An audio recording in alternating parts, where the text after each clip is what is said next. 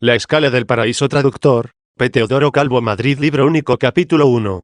Descripción de los 4 grados de las ejercitaciones espirituales, la lectura, la meditación, la oración, la contemplación. Como cierto día, en que estaba ocupado en un trabajo corporal de manos, comenzase a pensar sobre el ejercicio del hombre espiritual, se ofreció de repente a mi alma, que estaba pensando, los 4 grados espirituales, a saber, la lectura, la meditación, la oración y la contemplación. Esta es la escala de los claustrales, desde donde son trasladados al cielo, escalonada con pocos peldaños, y sin embargo de una grandeza inmensa e increíble, cuya parte inferior está fija en la tierra, la superior penetra las nubes, y escudriña los secretos de los cielos. Estos grados, como son diversos por sus nombres y números, también son distintos por su orden y oficio. Sus propiedades y oficios son ciertamente singulares, ¿qué misión cumplen acerca de nosotros? Cómo se diferencian y destacan mutuamente entre sí, si alguno lo examina con diligencia y determinadamente, todo el trabajo y estudio que empleara y consagrara para ellos, lo juzgaría ligero y fácil ante la magnitud de su utilidad y dulzura. Por otra parte, la lectura, lectio, es un examen diligente de las Escrituras con la atención del alma. La meditación es la acción apasionada del alma, que investiga el conocimiento de la verdad oculta bajo la dirección de la propia razón. La oración es el esfuerzo devoto del corazón hacia Dios, para que sean evitados los males, y sean conseguidos los bienes. La contemplación de la mente es una elevación de la mente suspendida hacia Dios, que degusta los gozos de la dulzura eterna. Capítulo 2. Descripción de los 4 grados de los oficios. Asignadas las descripciones de los 4 grados, solo falta que veamos sus oficios. A saber, la lectura examina la dulzura de la vida feliz, la meditación la encuentra, y la oración la suplica, y llama, y la contemplación la degusta. Por eso el mismo Señor dice, buscad y encontraréis, llamad y se os abrirá uno. Buscad leyendo, y encontraréis meditando, llamad orando, y se os abrirá contemplando. La lectura, lectio, lleva a la boca como un alimento sólido. La meditación mastica y tritura. La oración adquiere el sabor. La contemplación es la misma dulzura, que deleita y refocila. La lectio, lectura, se detiene en la corteza, la meditación en la enjundia, la oración en la súplica del deseo, la contemplación en el deleite de la dulzura conseguida. Y para que pueda verse más clara y expresivamente, propongo un ejemplo entre muchos. Oigo en la lectio, lectura, bienaventurados los limpios de corazón, porque ellos verán a Dios. 2. Ved ahí una palabra breve, pero suave y repleta de sentido, que ha suministrado para pasto del alma algo así como un racimo. Después que el alma lo ha examinado diligentemente, dice dentro de sí, puede que sea algo bueno, vaya a entrar en mi interior, para intentar si puedo tal vez entender y encontrar esta limpieza. En efecto, este asunto es precioso y los que lo entienden y poseen son llamados bienaventurados, porque a ellos se les promete la visión de Dios, que es la vida eterna, ensalzada por tantos testimonios de la Sagrada Escritura. Así pues, con el deseo de que esto les sea explicado más plenamente, comienza a masticar y a triturar esa vida eterna, y la pone como en el lagar. Después mueve a la razón para investigar qué es, y cómo puede ser adquirida tan preciosa y deseable limpieza. Capítulo 3. Oficio de la meditación.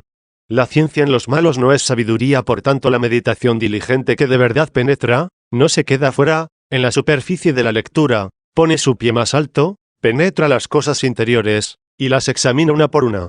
Considera con atención que no dijo, bienaventurados los de cuerpo limpio, sino los de corazón, porque no es suficiente tener las manos inocentes de toda obra mala, sino que además seamos limpios en el alma de los pensamientos malos. Lo cual está confirmado por la autoridad del profeta que dice, ¿quién subirá al monte del Señor, o quién podrá estar en su recinto santo?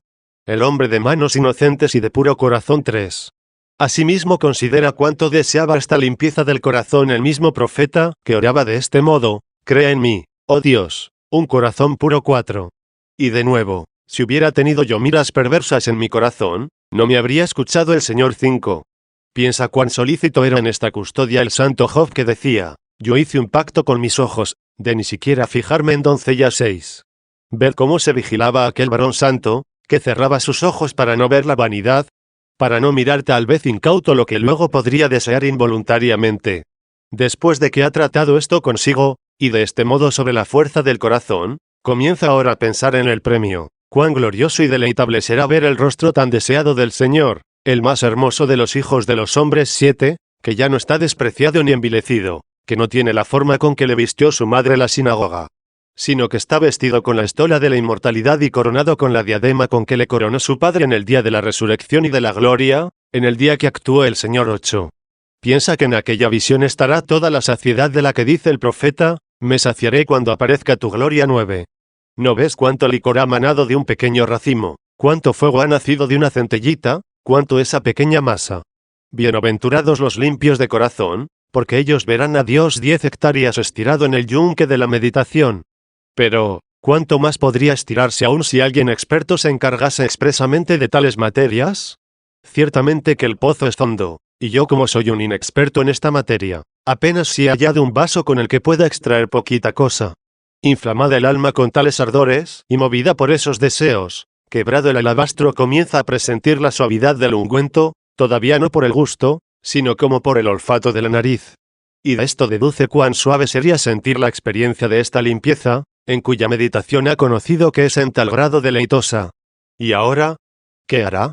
Se abrasa en deseos de poseerlo, pero no encuentra en sí cómo poder conseguirlo 11. Y cuanto más lo busca, tiene más sed.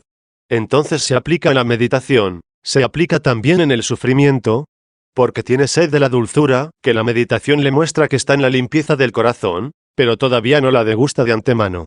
Porque no está en el que lee, y en el que medita sentir esa dulzura, si no le fuera dada de arriba. En efecto, tanto el leer como el meditar es común a buenos y a malos. Hasta los filósofos de los gentiles, guiados por la razón, descubrieron en qué consistía la sublimidad del verdadero bien. Pero, porque cuando habían conocido a Dios no lo glorificaron como Dios 12, sino que presumiendo de sus fuerzas y cualidades, decían, la lengua es nuestra fuerza, nuestros labios nos defienden 13, no merecieron percibir lo que hubieran podido ver. Se desvanecieron en sus pensamientos, y toda su ciencia quedó disipada, la ciencia que les había proporcionado el estudio de las disciplinas humanas, no el espíritu de la sabiduría, que solo da sabiduría verdadera, es decir, ciencia sabrosa, que con un sabor inestimable deleita y refocila el alma, a la que está unida, y de la que se ha dicho, la sabiduría no se encontrará en un alma de mala ley 14. Porque esta viene solo de Dios. Y así como el oficio de bautizar el Señor lo ha concedido a muchos, en cambio se reservó para sí solo la potestad y la autoridad de perdonar los pecados en el bautismo. Por eso Juan antonomásticamente y con discreción dijo de él, este es el que bautiza en el Espíritu Santo 15. Lo mismo podemos decir, este es el que da el sabor de la sabiduría, y la ciencia sabrosa al alma. El habla se da a muchos, pero la sabiduría a unos pocos, porque el Señor la distribuye a quien quiere y como quiere. Capítulo 4. Oficio de la oración y al ver el alma, que no puede alcanzar por sí sola aquella dulzura deseada del conocimiento y de la experiencia, y que cuanto más se acerca al corazón alto, Dios es tanto más exaltado. Ella se humilla y corre a la oración, diciendo, Señor, que no eres visto sino por los corazones limpios, yo he investigado, leyendo, he buscado, meditando, cómo ha de ser adquirida la verdadera limpieza del corazón para que, mediante ella y en pequeña parte, pudiese conocerte. Buscaba tu rostro, Señor, tu rostro, Señor, buscaba 16. Durante tiempo he meditado en mi corazón, y en mi meditación se encendió el fuego y el deseo de conocerte más 17. Cuando partes para mí el don de la Sagrada Escritura, y en la fracción del pan hay un gran conocimiento 18, y cuanto más te conozco, más deseo conocerte. No ya en la superficialidad de la letra, sino en el sentido de la experiencia.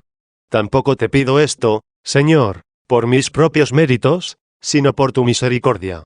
Pues confieso que soy indigna y pecadora, pero también los cachorros comen las migajas, que caen de la mesa de sus amos 19.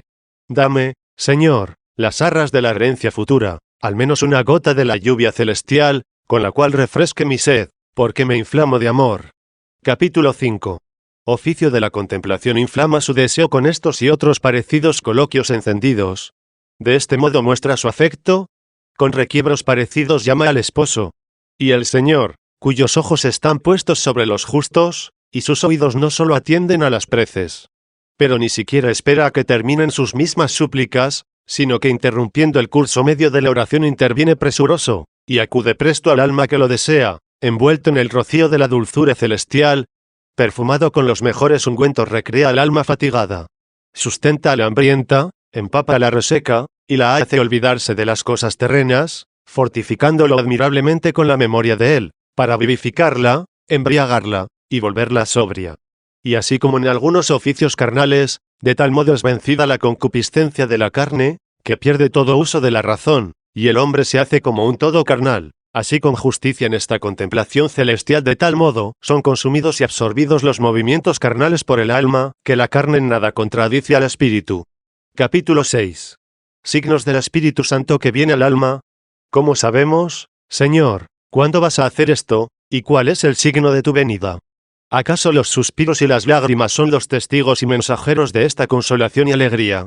Si es así, es nueva esta antifrase y significación desusada.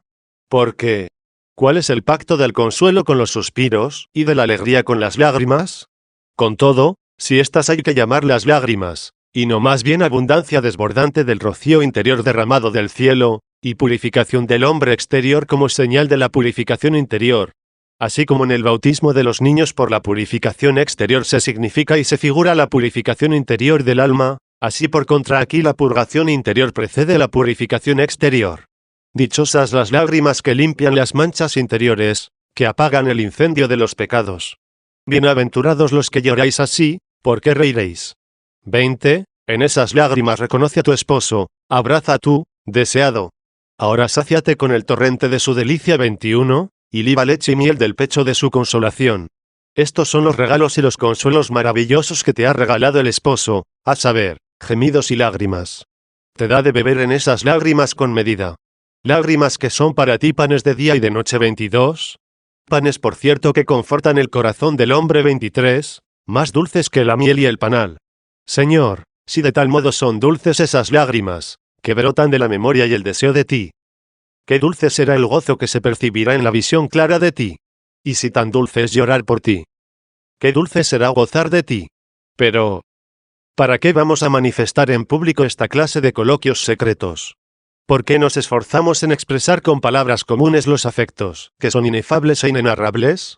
Los inexpertos no entienden nada de esto, a no ser que lo lean con mayor claridad en el libro de la experiencia, cuando los enseña la misma unción. Y por otra parte la letra exterior no sirve de nada al que lee. Poco sabrosa es la lectura, de la letra exterior, si no recibe de corazón la glosa y el sentido interior. Capítulo 7. El secreto de la gracia alma, hace tiempo que venimos hablando. En efecto, qué bueno era estarnos aquí, y contemplar con Pedro y Juan la gloria del esposo, y permanecer largo tiempo con él. Si quisiera haríamos aquí no 2 ni 3 tabernáculos, sino uno solo, en el cual estuviésemos juntos, y juntos nos deleitaríamos. Pero ya dice el esposo, déjame. Porque ya llega la aurora, ya has recibido la luz de la gracia, y la visitación que deseabas. Por tanto, dada la bendición y mortificado el tendón del fémur, y cambiado el nombre de Jacob en Israel, por un poco tiempo se retira el esposo largo tiempo deseado, de repente oculto. Se oculta a tanto de la visión predicha, como la dulzura de la contemplación. Sin embargo permanece presente en cuanto al gobierno, en cuanto a la gloria, en cuanto a la unión. Capítulo 8. ¿Por qué se oculta así temporalmente? Pero no temas, esposa, ni desesperes ni estimes que eres despreciada, cuando por un poco tiempo el esposo te oculta su rostro. Todas estas cosas cooperan para tu bien, y por su venida y su retirada adquieres ganancia. Viene para ti y también se va para ti. Viene para tu consolación, y se retira para tu cautela. No vaya a ser que la grandeza de la consolación te ensoberbezca, no vaya a suceder que, si el esposo está siempre contigo, comiences a despreciar a tus compañeros, y atribuyas esta continua visitación no a la gracia, sino a la naturaleza. Pues el esposo da esta gracia a quien quiere y cuando quiere, no como es poseído por derecho hereditario. Un proverbio vulgar dice que la excesiva familiaridad produce hastío. Luego se va, para que no sea tenido en poco quizá por demasiado asiduo, y ausente sea deseado con más amor, el deseado sea buscado con mayor avidez. El por largo tiempo buscado sea hallado por fin con mayor gratitud.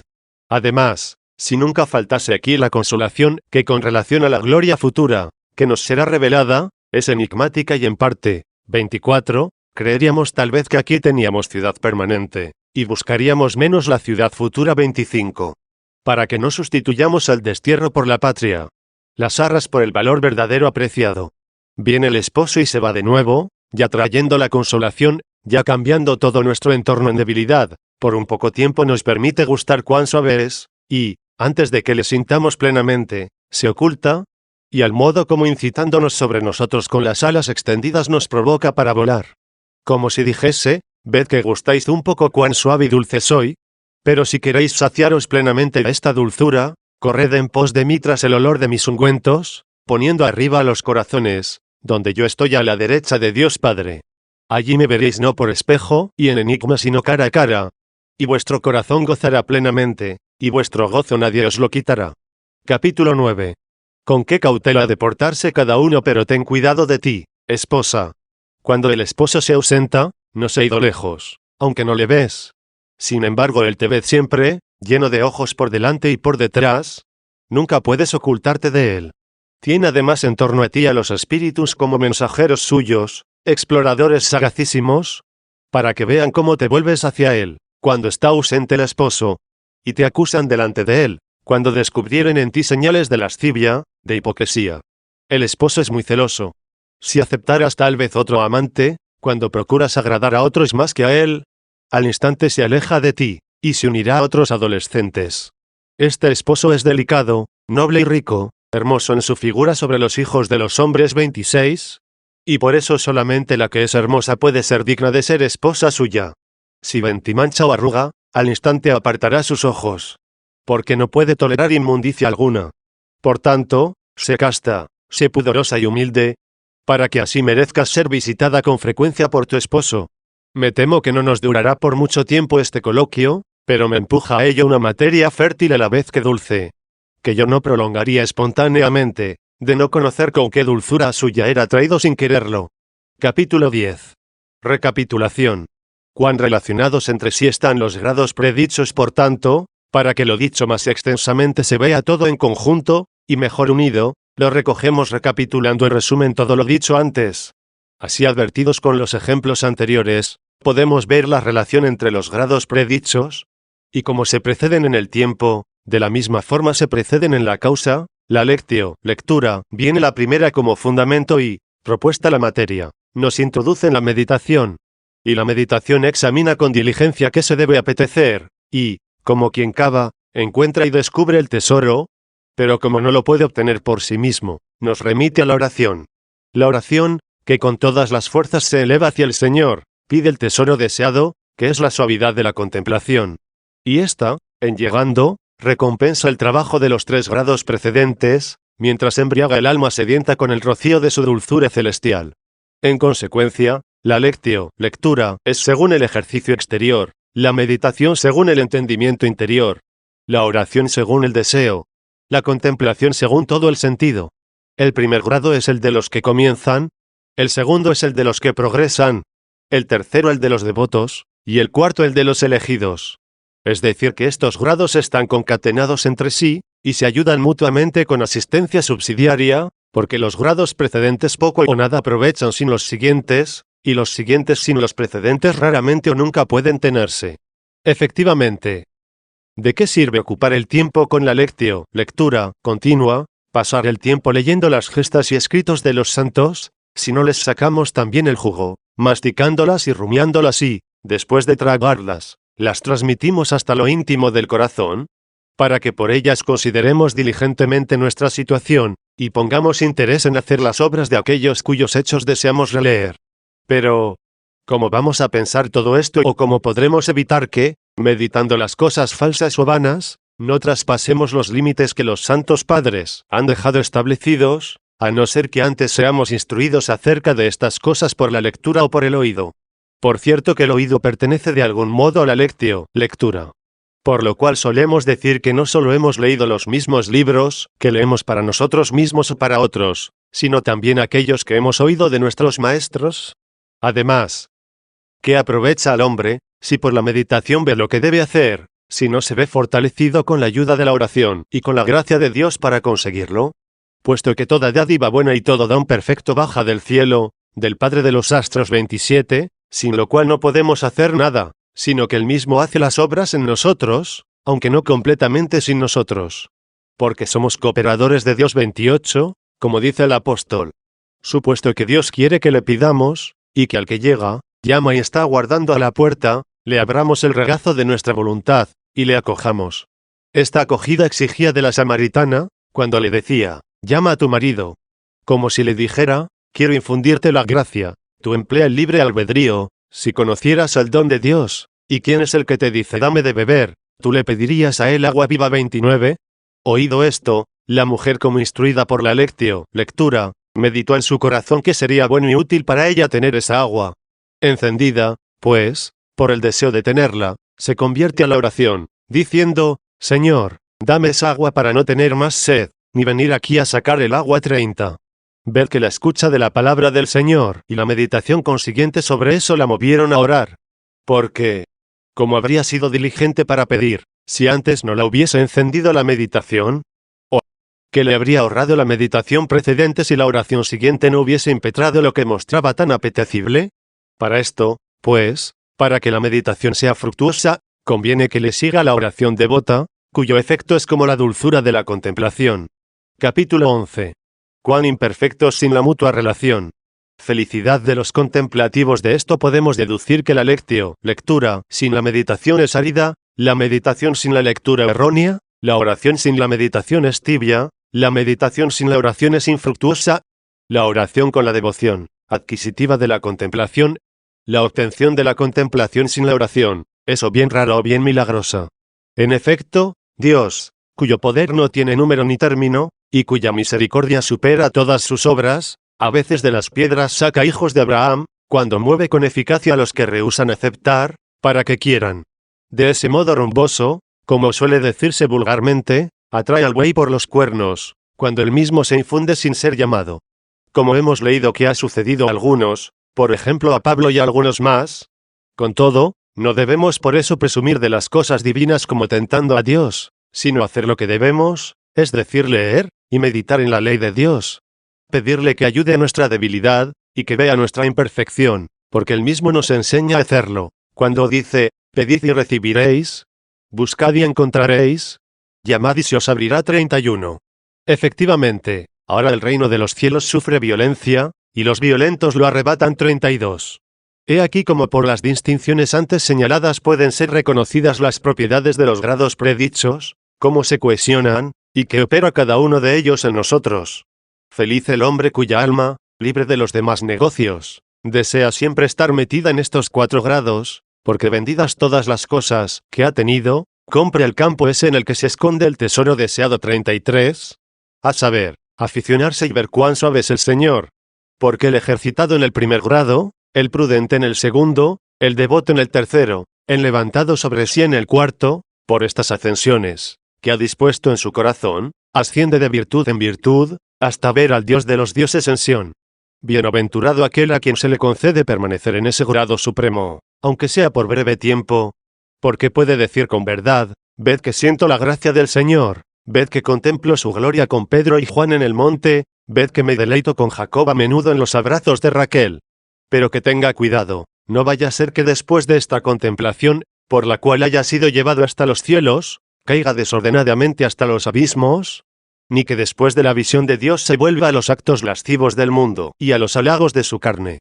En cambio, cuando la agudeza enfermiza de la mente humana no pueda mantener por mucho tiempo la ilustración de la verdadera luz, que desciende suave y ordenadamente a alguno de los 3 grados por los que iba a ascender, y alternativamente, bien en uno, bien en otro, se detenga según la medida de libre albedrío en cada circunstancia de lugar y de tiempo, ya está tanto más cerca de Dios cuanto más alejada del primer grado. Pero, hay la frágil y miserable condición humana. Ved cómo guiados por los testimonios de la razón y de las Escrituras vemos claramente que en estos 4 grados está contenida la perfección de la vida buena y en ellos debe consistir el ejercicio del hombre espiritual. Pero, ¿quién hay que tome este sendero de la vida? ¿Quién es ese? Y le alabaremos. Querer esto agrada a muchos, pero realizarlo es de pocos. Y, ojalá que nosotros seamos de esos pocos. Capítulo 12. 4 causas que retraen de estos grados. Por cierto, hay 4 causas que nos retraen frecuentemente de estos grados, a saber, la necesidad inevitable, la utilidad de una acción buena, la debilidad humana y la vanidad profana. La primera es excusable, la segunda tolerable, la tercera miserable, y la cuarta culpable. ¿Por qué culpable? Porque a aquellos a quienes esta novísima causa retrae del santo propósito, mejor les era no conocer la gloria de Dios, que abandonarla después de haberla conocido. Sin duda, ¿qué excusa tendrá ese del pecado? ¿Acaso el Señor no le puede decir con justicia, que debía hacerte a ti y no lo hice? No existías, y te he creado. Pecaste, te habías hecho servidor del diablo, y te he redimido. Corrías con los impíos en el ruedo del mundo, y te he elegido. Te había dado la gracia en mi presencia, y quería poner en ti mi mansión, pero tú me despreciaste, y no solo arrojaste lejos mis palabras, sino a mí mismo, y caminaste tras de tus concupiscencias. Pero Dios bueno, suave y manso, amigo dulce, consejero prudente, protector fuerte. Cuán inhumano, cuán temerario, es el que te arroja, el que aleja de su corazón a un huésped tan humilde y tan manso. Oh, qué cambio tan infeliz y perjudicial arrojar a su Creador, y aceptar los pensamientos perversos y nocivos. Aquel tan secreto aposento del Espíritu Santo, secreto del corazón, que poco antes se multiplicaba con gozos celestiales, que tan repentinamente haya sido conculcado al entregarse a pensamientos y pecados inmundos. Todavía están presentes en el corazón los vestigios del reposo, y ya se entrometen los deseos adulterinos. Muy inconveniente e indecoroso es que los oídos, que solo han oído palabras, que al hombre no le es lícito decir 34, tan pronto se aficionen a escuchar fábulas y a oír calumnias y apostasías, que los ojos, que fueron bautizados solo con lágrimas sagradas, de repente se conviertan y entreguen a las vanidades. Que la lengua, que solo había entonado dulces epitalamios, que habían reconciliado con sus palabras encendidas y persuasorias a la esposa con el esposo, y la había introducido en su bodega 35, que se vuelva de nuevo a los vanos coloquios, a las socarronerías, a urdir engaños y a las detracciones. Aparta todo esto de nosotros, Señor. Pero si tal vez por fragilidad humana resbalamos a cosas semejantes, que no desesperemos, sino que nuevamente acudamos al médico clemente, que levanta de la tierra al desvalido, y alza de la basura al pobre 36, y el que no quiere la muerte del pecador 37, nos curará y sanará de nuevo. Ya es tiempo de que pongamos fin a la carta. Oremos, pues, a Dios para que los impedimentos, que nos retraen de su contemplación, nos los mitigue en la vida presente, y nos los quite completamente en el futuro, para que, por los grados que hemos tratado, nos conduzca de virtud en virtud, hasta que veamos al Dios de los dioses en Sión 38. Donde los elegidos percibirán la dulzura de la contemplación divina no gota a gota, y con interrupciones, sino que, repletos del torrente de delicias, tendrán un gozo sin fin, que nadie les quitará, y una paz inmutable, que es la paz eterna en Él.